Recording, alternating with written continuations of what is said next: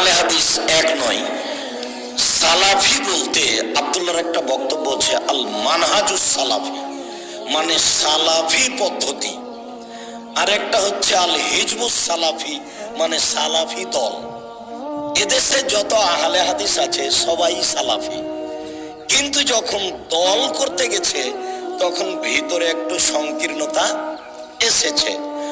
অন্যের দিকে না গিয়ে ঘরের মধ্যে থাকি আমরা। কেউ হচ্ছে আহলে হাদিস আন্দোলন করা লোক, আর কেউ হচ্ছে জমিয়ত করা লোক। একজন আর একজনকে অন্তর থেকে খুব একটা ভালোবাসতে পারি না, বরং সুযোগ পেলে কিছুটা বদনামি করি। তাহলে এই সংকীর্ণতাটা ঢুকলো কেন? দলের কারণে।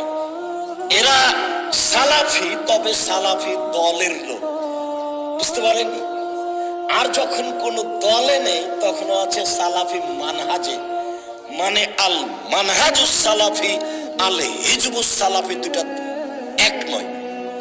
আল মানহাজুস সালাফি মানে সালাফি নিয়ম নীতি, সালাফি পদ্ধতি।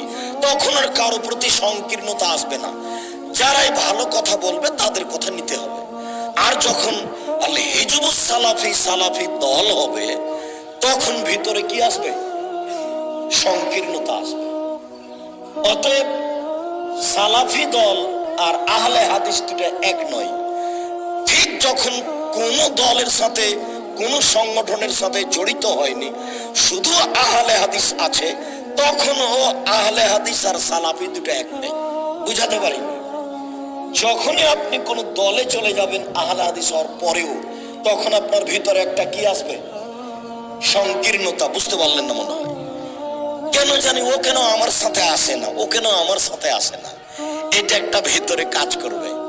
তখন আপনারটা শুধু ভালো হবে আর আরেকজনেরটা ভালো হবে না। এই জন্য শুধু আহলে হাদিস যখন আছে তখন ঠিক আছে, সেটা সালাফি। কিন্তু আহলে হাদিস যখন একটা সংগঠনে চলে গেছে এই বা ওই, তখন ভিতরে সংকীর্ণতা চলে এসেছে। আল মানহাজুস সালাফি আল হিজবুস সালাফি, সালাফি দল আর সালাফি পদ্ধতি দুটা এক নয়। সালাফি পদ্ধতি সাহাবী তাবিদের পদ্ধতি, আর সালাফি দল যখন হয়েছে তখন ভিতরে সংকীর্ণতা ঢুকে গেছে। এর জন্য ভয়াবহতা আছে। আল্লাহ দয়া করো। আল্লাহ